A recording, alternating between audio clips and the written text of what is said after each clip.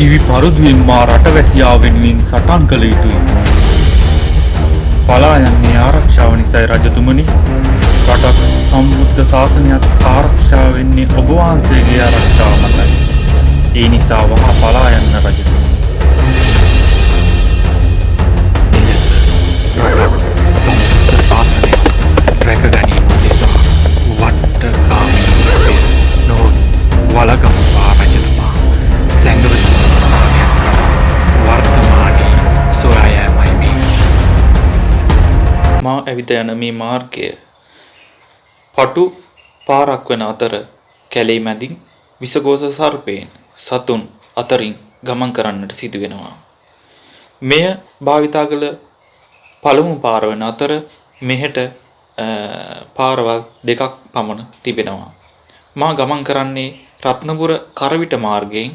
එහෙත් තව මාර්ගයක් පිඹුර ප්‍රදේශයෙන් පිහිටා තිබෙනවා.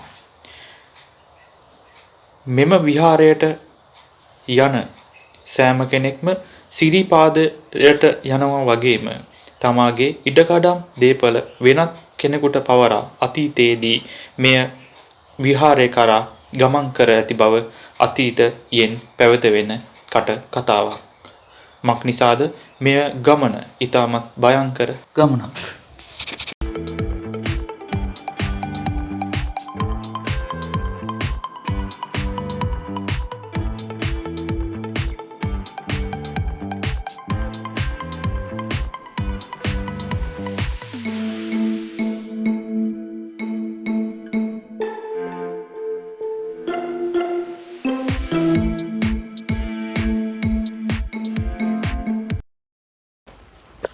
අලුත් ගමනක් අලුත් ආරම්භයක්. අපි මේ කතා කරන්න යන්නේ දේශපාලන කතාවක් නෙමෙයි අතීත කතාවක් ගැන. මේ සීවස් ගණනාවක උඩදී අපේ ජාතියේ මහා කළු සිංහලයා වලගම්බා රජතුමා දේශීය බේරා ගැනීම සඳහා උපක්‍රම යොදා ගැනීමට සිදු වුණා. එහිදී එතුමාට පලා යාමට සිදු වුණා. අපි යන්නේ වනාන්තරයේ මැදින් ඒ පලා ගිය ස්ථානයක් කරා ඔබ එක්ක යන්න.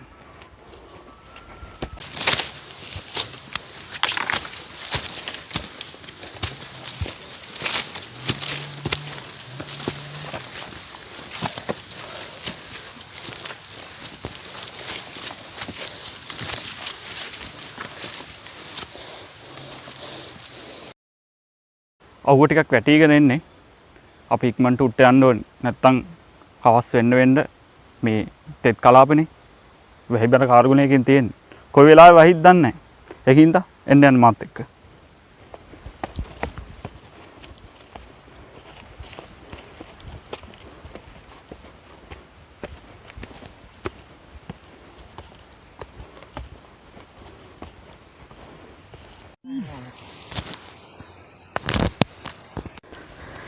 මුලින් ඉතින් කඳු නැගීමක් තියෙන්නේ. පේනවනේ දාඩිය.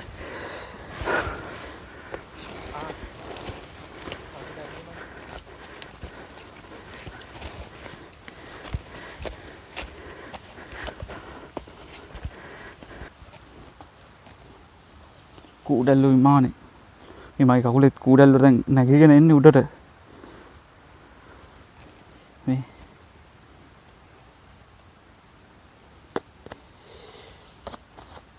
උන් කාපුවාම ටිකක් වෙලා ගියාම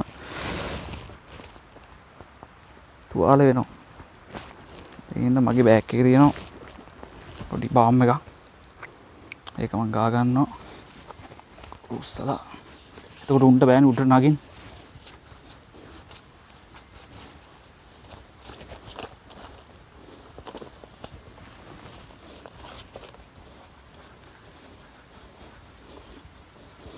කාලෙකින් ගිහිල්ලා නැහැ. ඒකින්ද උන්ට රස කෑමක් මං එන එක. එහෙම තමයි ඉතින් පරිසරේ හැදිලා තියෙන හැටි තෙත් කලාපටි. අපි දැන් මේ කැලේ ඇතුළට යන්නේ. ඉස්සරහා බලන්න ඕනේ මොකද වෙන්නේ කියලා. ටිකක් මහන්සි ඉතින්. යා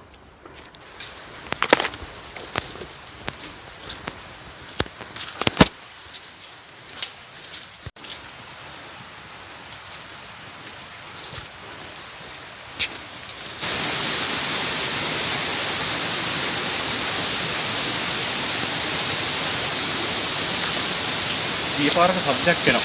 මම හිතන්නේ ඉස්සරහා තියෙනවා මොකක් හරි දියැල්ලක් නැත්තම් දොලක් ඒ වගේ.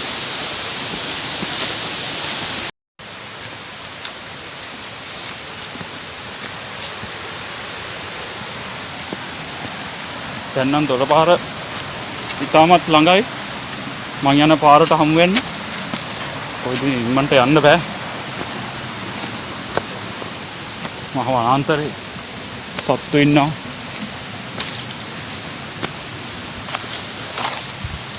ඔය පේනවනේ. ගස්කොළන් අතලා ගන්න.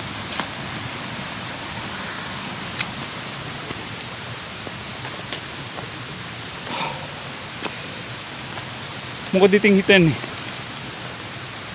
නාගර ලෝකෙන් මිදිලා මේ වගේ සුන්දර පරිසරයකට ඇවිල්ලා ජීවිතේ විඳින්න තියනවා නම් ඔච්චර එකක්ද? ඒ chance එක මට හම්බෙලා තියෙනවා. පේනවනේ. දාඩියයි.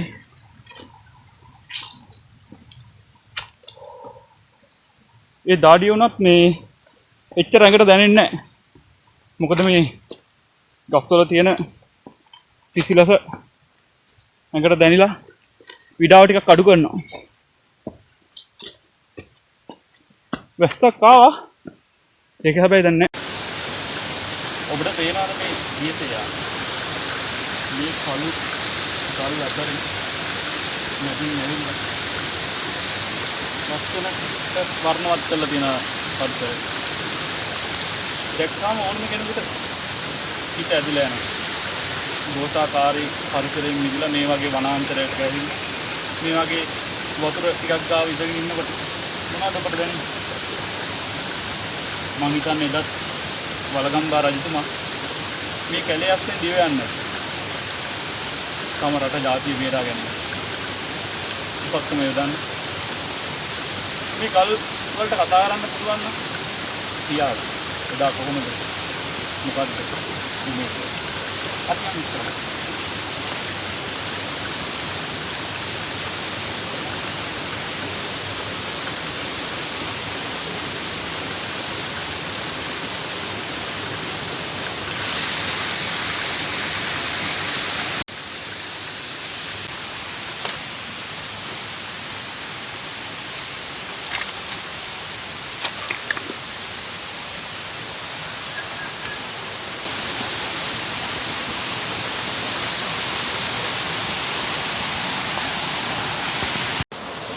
පොළොංගුන්ගේ හඬ හෙනවා.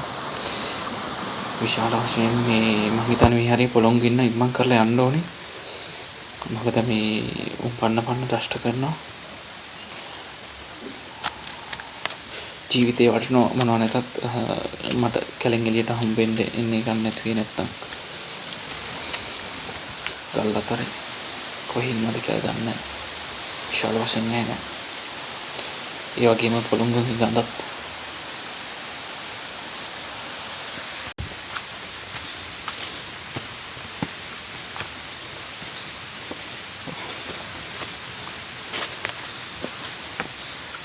මේ වගේ අත්දැකීමක් විඳ ගන්න ඉතින් මෙහෙට එන්න වෙනවා.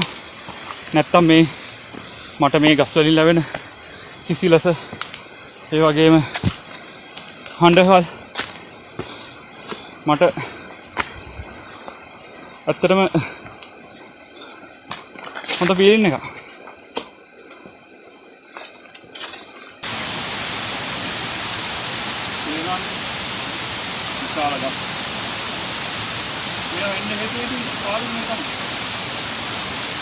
නිතරම වහිනවා සුළං දානවා මේ කලාපයේ නැත්තම් මේ ගහ දිනෙලන්න තරම් ඔක්කොම දාන තුනක් එන්නේ.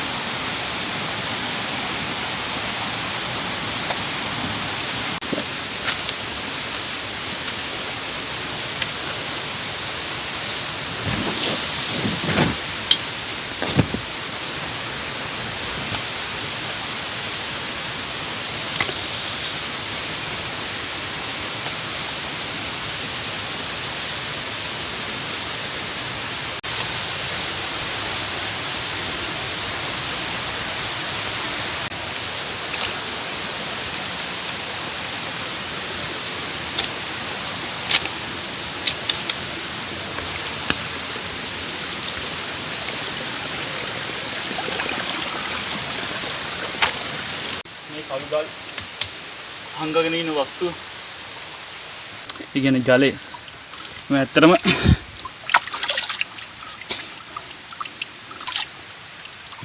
කොච්චර දුර ඇවිල්ලා මේ වගේ වතුර ටිකකින් මුණ හොදන්න ලැබෙන කොච්චර දෙයක්ද?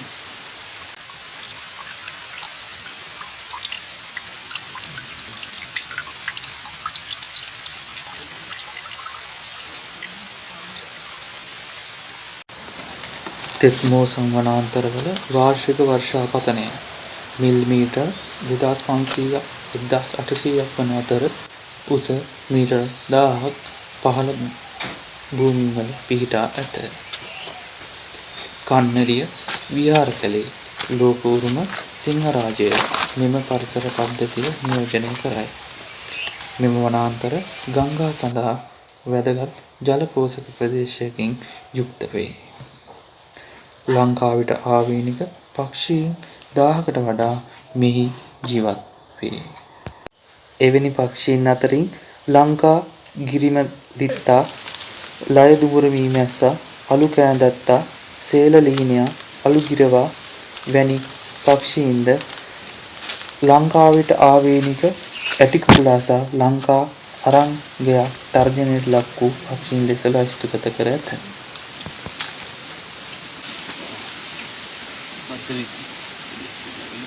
කාලින් වැටිච්ච මෙන්න කුඩල්ලෙන් නැග්ගා ඒ ඩිංගට අත බිමට තිබ්බ විතරයි. පේනවනේ.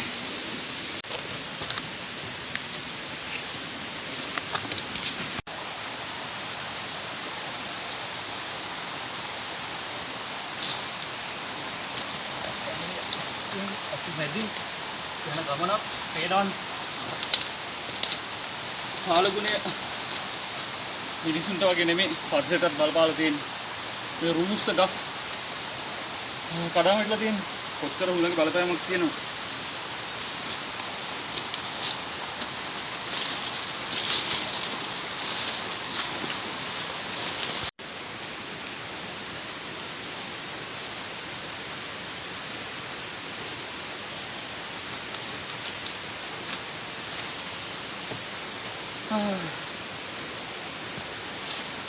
වලගම්බා රජුරෝ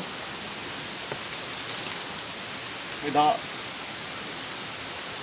සතුරන්ට මුහුණ දෙන්න බැරුව පැනලා ගියා. ඒ පැනලා ගියේ දේශීය බේරා ගැනීමට. ඒ දවස්වල කොච්චර සටන් කරන්න ඇද්ද? අද දේශපාලනය වගේ නෙමෙයි. එදා තම රට ජාතිය වෙනුවෙන් රටේ නායකයෝ ඕනිම කැපකිරීමක් කරනවා.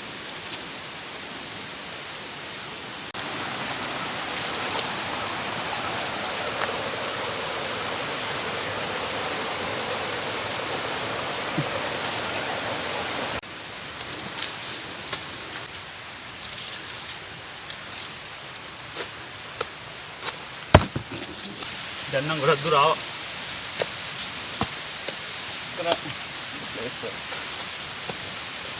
බොන්නන්. උලක් නැහැ.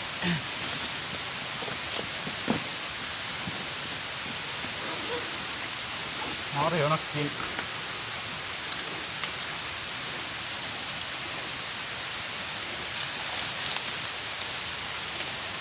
මේ වතුර බොනාට වැඩිය මෙහෙන් වතුරක් පුරවගත්ත නම් හොඳයි කියලා එක.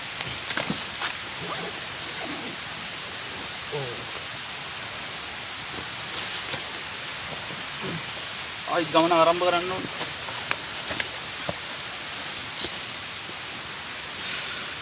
එනවනේ. මෙයාලා මං ගාව බාම් එකට ඉඳලා නැහැ කොහොම හරි කාලා තියෙනවා දෙත් එනවා.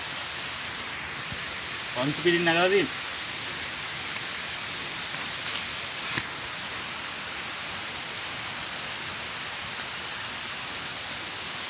තේරෙනවනේ. මේ මගේ කකුල කාලා මූ මහත් වෙලා තියෙන්නේ. උට නැගිට ගන්නවත් පණ නැහැ.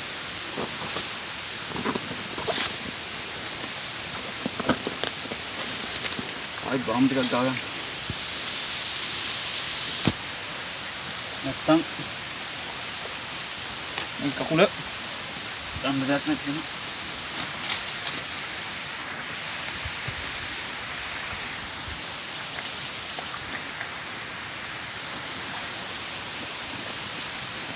ආයි ගමන ආරම්භ කරන්න හදන.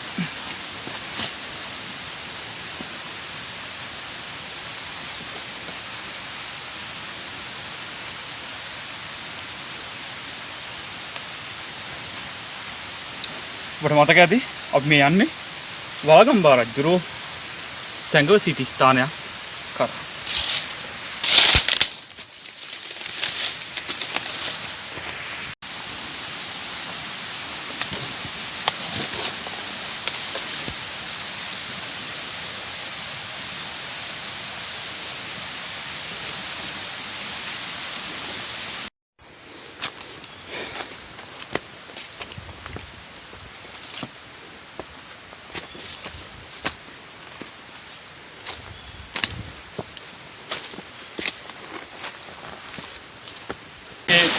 ගලධාරාවල මව් පේනවනේ. වෙයි කාලට ගොඩක් වතුර ඇහිලා මෙතන නිකන් ඇල්ල වගේ එනවා. දැන් නම් එහෙම ලොකු වැස්සක් නැති හින්දා මුටි ගල්ධාරාවක් තමයි තියෙන්නේ.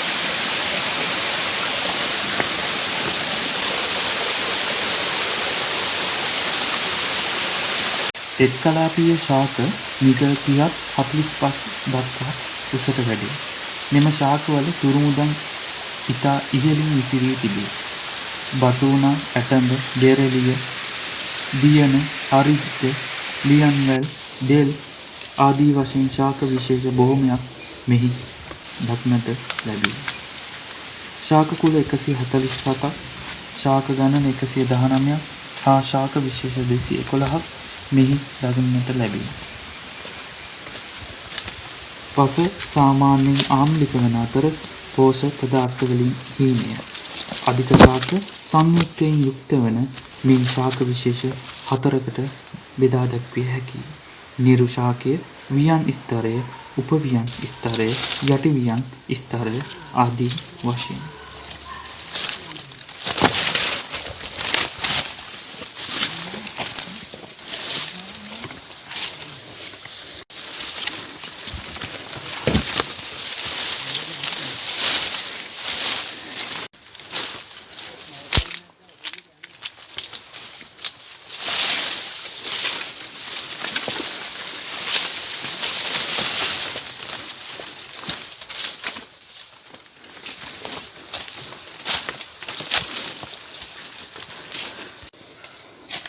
කන්ද ටිකක් උඩට ආවා.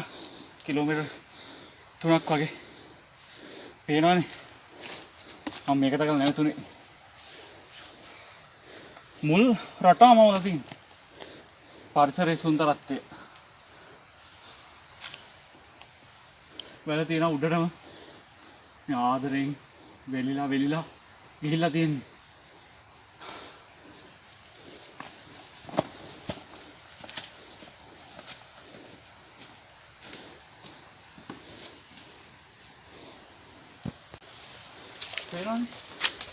ඌරු දඟලලා තියෙනවා. කොහොමත්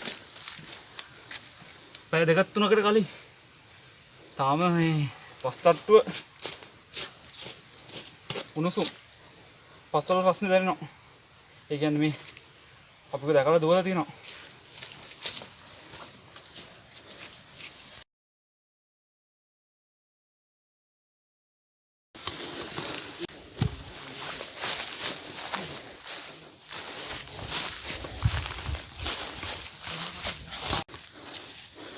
මේ හරියට ටිකක් ඉම්මන්ට යන්න ඕනේ. මොකද මේ පේනවනේ මේ කැකිල්ල කියන ශාකේ ගොඩක් පඳුරට තියෙනවා. ගොඩක් කරපයෝ ඉන්න පුළුවන් මේකේ පොඩි රෙස්ට් කරන්න තැන. ඉතින් දැන් මම වාඩි වුණා. බලන්න ඕනේ කියලා කපු එක කපුත් වුණා නම් ගලව ගත්තා. තේරෙනවනේ කකුලේ කොච්චර ලේ වැටෙනවද කියන ඝන වනාන්තරේ. ඇත්තටම මේ කූඩල්ලෝ జాතිය කනකොට මේ ඇඟට දැනෙන්නේ නැහැ. මම බාම් මේ ගාපින් මම හිතුවේ නෑ මෙච්චර ඇඟට කියලා. පේරාන් කුඩැල්ල. කොච්චර ප්‍රමාණයක් ඉන්නවද කියලා හරි. කාලා දිගටම මේ මේ උරාබන මේස කිවරයි මේ. කාලා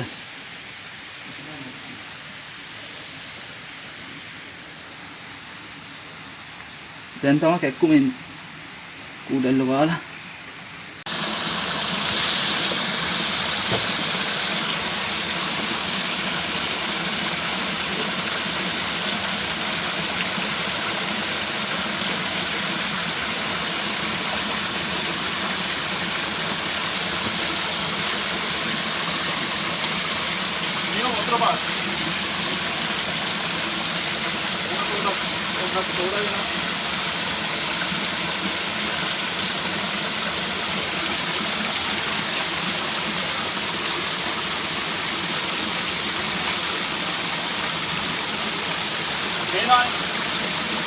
කැලේ මැදින් ගල් අතරේ එන වතුර කොච්චර සීතල. අපි දැන් ගමන් කරන්න හදන්නේ මම අර කලින් කිව්වා වගේ වලගම්බා රජතුමා සැඟවිලි ස්ථාන.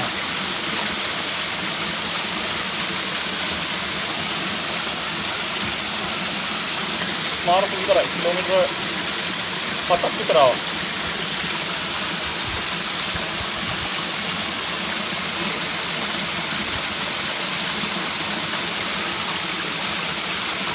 ඔක්කොම කියනවා නම් කැලේ මාර්ග සුන්දරයි. පොඩි වැස්සකුත් එනවා. අපි ඉක්මනින් ගමන ආරම්භ කරන්න ඕනේ. ඉතින් පටන් ගන්න ඕනේ.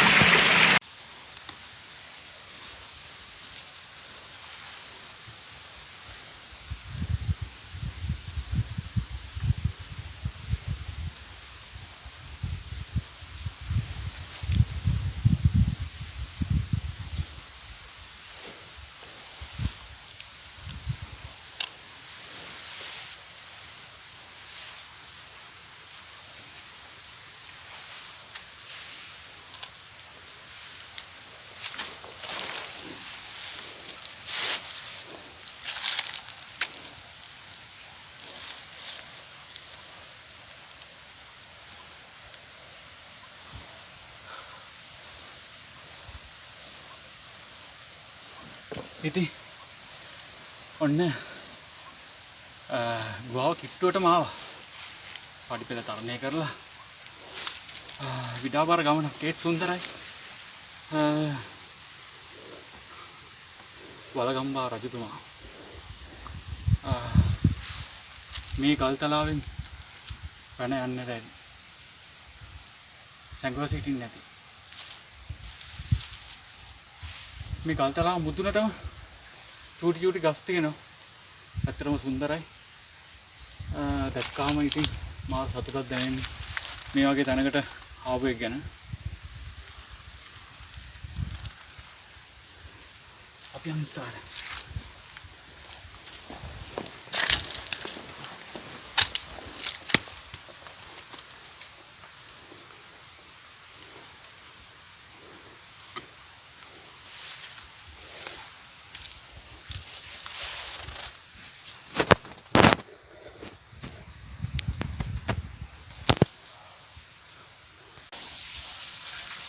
ගමනක නිමාව. මේ අපි ඇවිල්ලා ඉන්නේ කුකුල්ල රජමහා විහාරයට. කිලෝමීටර 8ක් විතර දුර කතර ගලාගෙන ගස්කල් නැති බාදගම් යාලා. ඉතින් මේ තියෙන්නේ අපේ වලගම්බා රජතුමා සංග්‍රහ සිටි ගල් ගුහාව. අපිට ඇතුළට ගියාම බලන්න පුළුවන් විස්තර තව ටිකක් මේ කොහොමද ඇවිල්ලා තියෙන්නේ කියලා. දැනට මේ වංශලේ කවුරුත් නැහැ. කැලේ මැද තියෙන හින්දා තනියම තමා තියෙන්නේ.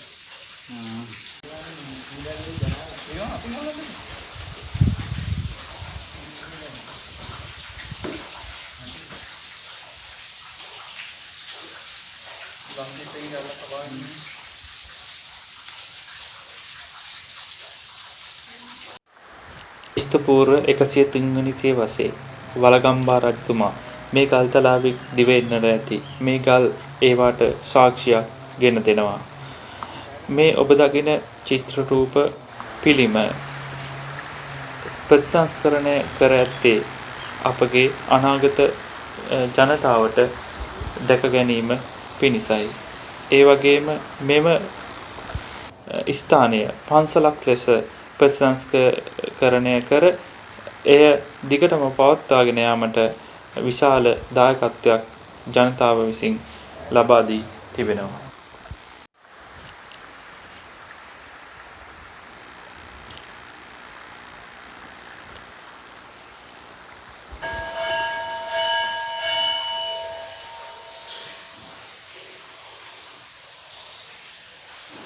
වසර ගණනාවක පෙර මේ කෙසේ තිබුණාද? මේ කෙසේ තියෙන්නද?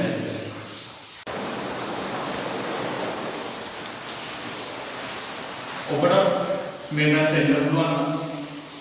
ඔබට දැනෙයි මට දැනෙන්නේ විදියට. මේ ගුහාව ඇතුලේ මේ ඇන දෝන්හාව. මම වචනයක් පිට කරනවත් එක්කම නැවතත් ඒ වචනේ යෙදුණා.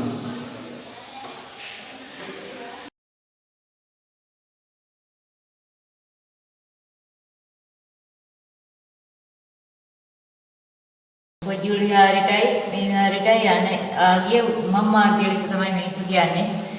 ඉතින් මේක දැන් ඔය ළඟදී ආවන්නේ කරලා තියෙන ඉස්සරහ යුද්ධව තිබුණා. යන්නේනකොට නාපු දොර තමයි රජනෑව කියලා පාරයි තියෙන්නේ. අපි ඉතින් මේ මෑතකන්නේ දන්න ටික තමයි ඉතින් මේ දේවාලගේ මීයන් තියනවා මිදන් වලින් විනාශ කරලා තියෙනවා. එතකොටම දැන් මේ පන්සලේ හාමුදුරුව මොන කාලෙටද එන්නේ? හාමුදුරුවෝ එනවා සතිය 10 දිනක් ඉන්නවා කලවාණ පන්සලේ. ඉඳන් වඩින්නේ සතියට දවස් දෙකක් තුනක් ආවන් ඉඳලා යනවා. ආයේ පන්සලේ ඉස්සර වගේ නෙමෙයි දැන් මේවා සංරක්ෂණය කරලා අනාගත පරපුරට දැක ගැනීම පිණිස මේ ගොඩක් වැඩ කටයුතු කරලා තියෙනවා. මේවා දැන් මේ ගමේ මිනිස්සු එකතු වෙලා මේ ප්‍රතිසංස්කරණය කරනවා. ඒ කටු පූජාවට ඇවිල්ලා වේ වුණු ගන්නවා. සුද්ධ කරන්න ආව අපි දැන් සති දෙකක් වෛද්‍යතාවල අදත්තාව තව ඉදිරියට වැඩති එනවා. මේ ගමේ මිනිස්සු කොට පිටේ එන සුද්ධ කරන්න වුණු ගන්න තමයි ඉන්නේ මේ විහාරේ වටේ ආවට ඉන්න ගම් වාසී තමයි මේක බලාගෙන රක්ෂණය කරගෙන ඉන්නේ.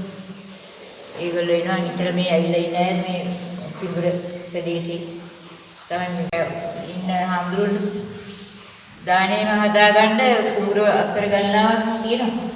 හුවක් තිබ්බම ඒ හුව වටේටම ඇහෙන දුර ප්‍රමාණය තේරම විහාරයට. එහෙමයි කැලේ රක්ෂණය කරේ.